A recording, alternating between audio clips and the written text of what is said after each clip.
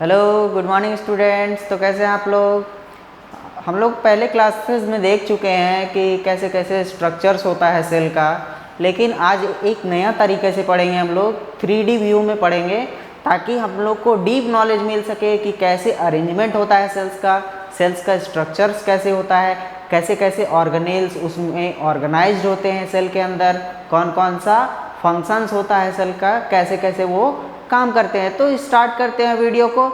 तो सबसे पहले हम लोग यहाँ पे देखेंगे कि स्ट्रक्चर ऑफ सेल कैसे होता है, सेल का स्ट्रक्चर कैसे दिखता है। कैसे इमेजिन करने के लिए तो हम लोग कर देते हैं 2D व्यू में, लेकिन आज उसके अंदर घुस के देखेंगे कि कैसे कैसे वो काम करता है। तो शुरू करते हैं। तो सबसे पहले हम लोग देखेंगे सेल का स्ट्रक्चर के बारे में। तो सेल का जो स्ट्रक्चर है वो कुछ हम लोग लिविंग ऑर्गेनिजम्स जितना भी है, सबसे छोटा यूनिट कौन सा होता है, उसका एक सेल होता है। तो सेल में क्या क्या होगा? सबसे पहले एक न्यूक्लियस होगा। क्या होगा? न्यूक्लियस। न्यूक्लियस के बाद सारे यहाँ पे क्या होंगे? सेल ऑर्गेनेल्स होंगे। कैसे होंगे? ये कुछ कुछ ऑर्गेनेल्स दिख रहा है आपको सेल के अंदर। तो ये क्या है? सेल का ऑर्गेनेल्स है। जैसे बीच में क्या दिख रहा है हम लोग को? ये है हम लोग का न्यूक्लियस। ये हम लोग का हो जाता है न्यूक्लियस। ठीक है। अब न्यूक्लियस को बाउंड करेगा कौन? Endoplasmic reticulum. एंडोप्लाज्मिक रेटिकुलम जो है वो दो तरीके के होते हैं। एंडोप्लाज्मिक रेटिकुलम जो है वो दो तरीके के होते हैं। एक होता है स्मूथ एंडोप्लाज्मिक रेटिकुलम और एक होता है रफ एंडोप्लाज्मिक रेटिकुलम। तो स्मूथ एंडोप्लाज्मिक रेटिकुलम जो है हम लोग का, वो उसमें राइबोसोम्स अटैच नहीं होते हैं, इसीलिए उनको बोला जाता है स्मूथ एंडोप्लाज्मिक रेटिकुलम। वहीं पे अगर RER को देखें, मतलब रफ एंडोप्लाज्मिक रेटिकुलम को देखें, तो इसमें राइबोसोम्स अटैच होते हैं, इसीलिए इसका सरफेस क्या हो जाता है? रफ हो जाता है। जो क्या काम करता है? प्रोटीन को मैन्युफैक्चरिंग करने के काम आता है। तो इसीलिए इसको बोलते हैं क्या? Rough endoplasmic reticulum. और ये जो स्ट्रक्चर्स दिख रहा है आपको, ये सब क्या है? माइटोकॉन्ड्रिया। माइटोकॉन्ड्रिया क्या है? ये है powerhouse of the cell. Powerhouse of the cell मतलब यहाँ पे ATP जनरेट होता है, मतलब सेल को काम करने के लिए एनर्जी का प्रोडक्शन कहाँ होगा? ये है हम लोग का माइटोकॉन्ड्रिया में। आगे बढ़ते हैं वीडियो में। तो यहाँ हम लोग को दिखेगा हम लोग का प्लाज्मा मेम्ब्रेन। क्या दिखेगा? Cell membrane. इसी को बोलते हैं प्लाज्मा मेम्ब्रेन। ये जो दिख रहा है ना, ये क्या है? हम लोग का प्लाज्मा मेम्ब्रेन। Plasma membrane. अब प्लाज्मा मेम्ब्रेन का काम क्या है? ये हम लोग का प्लाज्मा मेम्ब्रेन जो है या सेल मेम्ब्रेन जो है वो सेपरेट करता है सेल्स को आउटर इन्वायरमेंट से, ताकि वो बच सके। जैसे हम लोग का सेल्स है, तो हम लोग का सेल्स कैसे बचा हुआ रहता है आउटर इन्वायरमेंट से? क्योंकि उसमें एक प्लाज्मा मेम्ब्रेन होता है। मेम्ब्रेन अलग कर देता है इन्वायरमेंट से हम लोग का सेल्स को, ताकि इसका अंदर का ऑर्गेनेल्स बचा हुआ रहे। नेक्स्ट बढ़ते हैं आगे। तो हम लोग देखेंगे अलग अलग सेल ऑर्गेनेल्स है। यहाँ पे ये घूम रहा है, ये हम लोग का माइटोकॉन्ड्रिया हो गया। अब सेल्स के अंदर क्या होता है हम लोग का? न्यूक्लियस। न्यूक्लियस के अंदर क्या होगा हम लोग का? ये है हम लोग का DNA। ये है DNA। अब DNA लॉन्ग थ्रेड्स होता है, जो हम लोग का कहाँ पे होता है? न्यूक्लियस के अंदर। कहाँ होगा? न्यूक्लियस के अंदर। कुछ इस फॉर्म में हेलिकल स्ट्रक्चर्स में पाया जाएगा। कौन? DNA। ठीक है। तो DNA तो दिख रहा है। अब DNA कंडेंस होता है। क्या होता है? कंडेंस होता है। कंडेंस होता है वो क्रोमेटिन में, और क्रोमेटिन से क्या बनता है? क्रोमोसोम्स। ठीक है। तो नेक्स्ट आता है हम लोग का दो तरीका का सेल्स होता है। पहला है हम लोग का प्रोकैरियोटिक सेल्स। प्रोकैरियोटिक सेल्स जो होता है उनमें क्या होते हैं? वेल डिफाइंड न्यूक्लियस नहीं होता है, या न्यूक्लियस ना के बराबर होता है।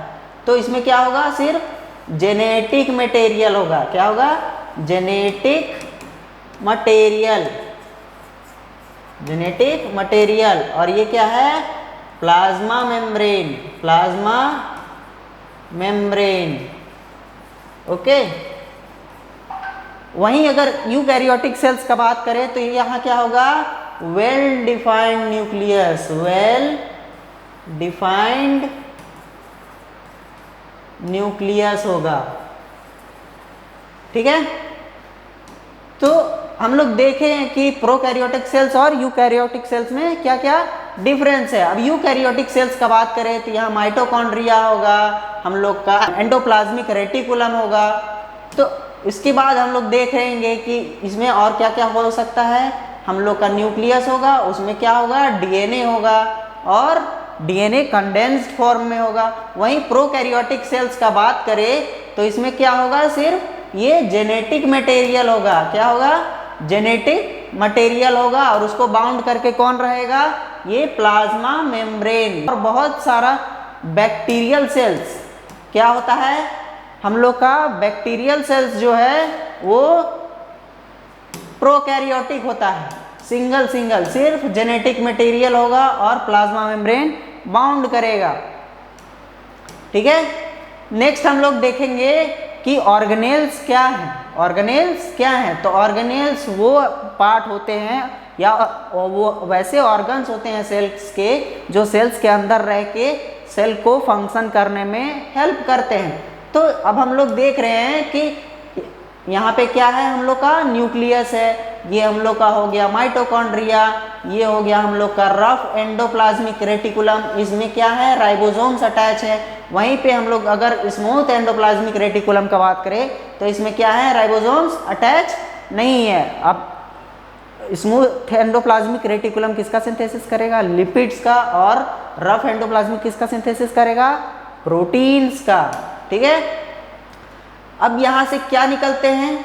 राइबोसोम्स निकलते हैं। कहाँ से? न्यूक्लियस के अंदर से। न्यूक्लियस के अंदर क्या है हम लोग का? डीएनए। डीएनए क्या होता है हम लोग का? कंसंट्रेट होता है किसमें? क्रोमेटिन फाइबर्स में। ये क्या है हम लोग का? Chromatin fibres. डीएनए कंडेंस होके क्या बना? Chromatin fibres. तो क्रोमेटिन फाइबर्स बना, और उसको घेरे हुए कौन रहता है न्यूक्लियस के अंदर? Nuclear membrane. न्यूक्लियर मेम्ब्रेन के अंदर क्या होगा? क्रोमोसोम्स। जो क्रोमेटिन फाइबर थे वो कंडेंस होके क्या बनाएगा?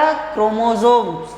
तो और न्यूक्लियस के अंदर और एक स्ट्रक्चर पाया जाता है जिसको हम लोग बोलते हैं nucleolus. Centre of the nucleus is called nucleolus. यहाँ से न्यूक्लियस का सारा कोऑर्डिनेशन होता है, और यहाँ से क्या निकलते हैं? राइबोसोम्स। कहाँ निकलेगा? न्यूक्लियस से बाहर। न्यूक्लियर पोर्स है कि ये क्या है? Nuclear pores. न्यूक्लियर पोर्स से क्या निकलेंगे हम लोग के? राइबोसोम्स। ठीक है। ये सब क्या है हम लोग का? राइबोसोम्स है हम लोग का न्यूक्लियर पोर। Nuclear pore. और ये क्या है हम लोग का? राइबोसोम्स। राइबोसोम्स कहाँ से निकल रहे हैं? न्यूक्लियर पोर से। न्यूक्लियर पोर से निकल के जाएगा हम लोग का एंडोप्लाज्मिक रेटिकुलम में। ये रफ एंडोप्लाज्मिक रेटिकुलम है जिसमें वो राइबोसोम्स जाके अटैच होगा, और उसके बाद क्या होगा? प्रोटीन्स का सिंथेसिस होगा। उसके बाद बाहर में कौन होगा? स्मूथ एंडोप्लाज्मिक रेटिकुलम होगा। ठीक है। ये क्या है हम लोग का? Smooth endoplasmic reticulum. और अंदर वाला क्या है हम लोग का? Rough endoplasmic reticulum. अब आगे बढ़ते हैं। उसके बाद हम लोग को दिखता है साइटोप्लाज्म। साइटोप्लाज्म क्या होता है? साइटोप्लाज्म वैसा हम लोग का जेली लाइक फ्लूइड होता है जो सेल्स के अंदर होता है, ताकि उसमें सारे जो सेल ऑर्गेनेल्स है वो सरवाइव कर पाएँ, उनको एक स्पेशल कंडीशन मिले ताकि वो अपना फंक्शंस को कर पाए। तो इसमें क्या होते हैं? बहुत सारे थ्रेड लाइक स्ट्रक्चर्स होते हैं जिनको बोलते हैं हम लोग माइक्रोट्यूब्यूल्स। माइक्रोट्यूब्यूल्स जैसे हम लोग के अंदर स्केलेटल सिस्टम है, हम लोग को सपोर्ट करने के लिए इसके सेल्स के अंदर भी एक स्केलेटल सिस्टम है इसको सपोर्ट करने के लिए, जिसको बोलते हैं हम लोग माइक्रोफिलामेंट्स या माइक्रोट्यूब्यूल्स। ठीक है। एंडोप्लाज्मिक रेटिकुलम में चिपक रहा है कौन? ये हम लोग का राइबोसोम्स है। क्या है? ये राइबोसोम्स। ये राइबोसोम्स निकले हैं हम लोग के न्यूक्लियर पोर से, न्यूक्लियस के अंदर से, और कहाँ अटैच हुए हैं? ये RER में, रफ एंडोप्लाज्मिक रेटिकुलम में। वहीं पे स्मूथ एंडोप्लाज्मिक रेटिकुलम में नो राइबोसोम्स हैं, कोई भी राइबोसोम्स नहीं है, नो राइबोसोम्स। ठीक है, नेक्स्ट हम लोग आगे बढ़ते हैं तो हम लोग देखेंगे कि इसमें क्या क्या होता है। नेक्स्ट हम लोग का है, हम लोग का जो प्रोटीन्स निकला, हम लोग का जो प्रोटीन्स निकला बन के, वो कहाँ जाएगा? अब हम लोग का जाएगा हम लोग का गोल्गी बॉडी में। कहाँ जाएगा? ये प्रोटीन्स जो हैं वो कहाँ जाएंगे हम लोग के? अटैच होके गोल्गी बॉडी में या गोल्गी एपरेटस में, जहाँ पे क्या होगा? उनका मॉडिफिकेशंस होगा। क्या होगा? मॉडिफिकेशंस। और ये डायरेक्टली नहीं जा सकते हैं, तो ये जाते हैं in the form of vesicles. किस फॉर्म में जाएंगे? ये मेम्ब्रेन से बाउंड होके किस फॉर्म में जाएंगे? वेसिकल्स के अंदर, ताकि इनको प्रोटेक्शन मिल सके। ठीक है, अब ये कहाँ जाएंगे? सीधा जाएंगे गोल्गी एपरेटस में। ठीक है, ये निकल के जाएंगे गोल्गी, ये हम लोग का गोल्गी एपरेटस है या गोल्गी बॉडी भी बोला जाता है इसको। तो गोल्गी बॉडी में क्या हो जाएगा हम लोग का? गोल्गी बॉडी में इनका होगा हम लोग का मॉडिफिकेशन। क्या होगा? Modification, modification of protein. किसका मॉडिफिकेशन होगा? Of protein. ठीक है, अब प्रोटीन मॉडिफिकेशन होना क्यों ज़रूरी है? क्योंकि वो नेचुरल कंडीशंस में जो प्रोटीन्स बनता है वो प्राइमरी स्ट्रक्चर्स में होता है, तो उसका फोल्डिंग होना ज़रूरी है, तभी वो फंक्शनल हो पाएगा, नहीं तो वो फंक्शनल नहीं रहेगा। ये क्या हो रहा है? इसका स्ट्रक्चर्स में चेंजेस आ रहा है, प्राइमरी स्ट्रक्चर से सेकेंडरी, सेकेंडरी से टर्शियरी, और इसके साथ क्या क्या अटैच होगा? पहला लिपिड हो सकता है, कार्बोहाइड्रेट्स हो सकता है, और इसमें क्या होगा? मॉडिफिकेशंस हो जाएगा। नेक्स्ट हम लोग देखते हैं कि वैक्यूल्स क्या है। तो वैक्यूल्स जो होता है वो लार्ज स्ट्रक्चर्स होता है, लार्ज स्ट्रक्चर्स होता है। क्या चीज़ के लिए? ये हम लोग का वैक्यूल है, वैक्यूल जो प्लांट सेल्स में बहुत बड़ा होता है, ये स्टोरेज के काम आता है। ठीक है, वहीं पे अगर हम लोग एनिमल सेल में देखें तो वैक्यूल्स ना के बराबर होता है।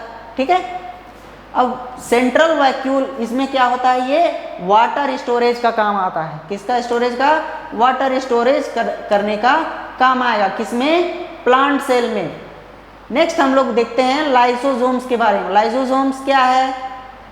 लाइसोसोम्स हम लोग का वैसा मटेरियल है सेल्स का, सेल ऑर्गेनेल्स का, जो सेल डेब्रीज को कलेक्ट करता है और उसको ख़त्म करता है।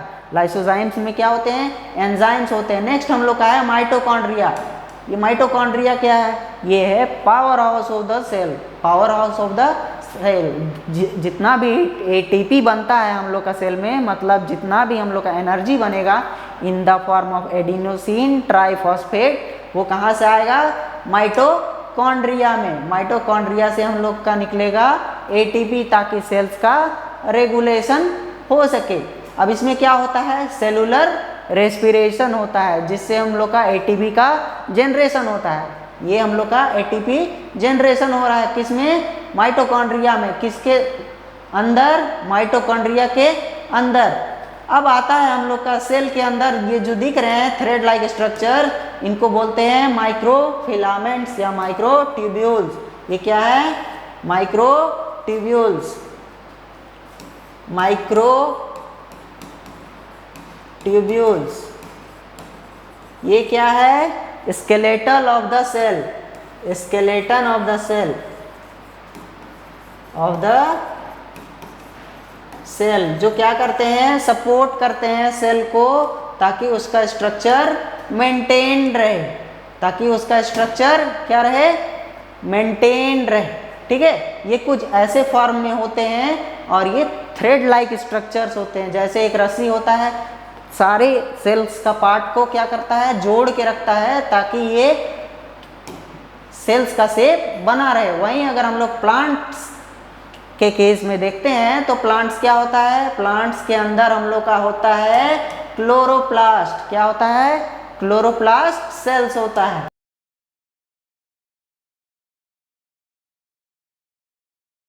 ये होता है क्लोरोप्लास्ट। इसमें क्लोरोप्लास्ट दिख रहा है आप लोग को, ये रिंग लाइक स्ट्रक्चर जो है वो क्लोरोप्लास्ट है, जो क्या करता है, काम आता है हम लोग का फोटोसिंथेसिस में। फोटोसिंथेसिस करके ये अपना खाना खुद से बनाता है।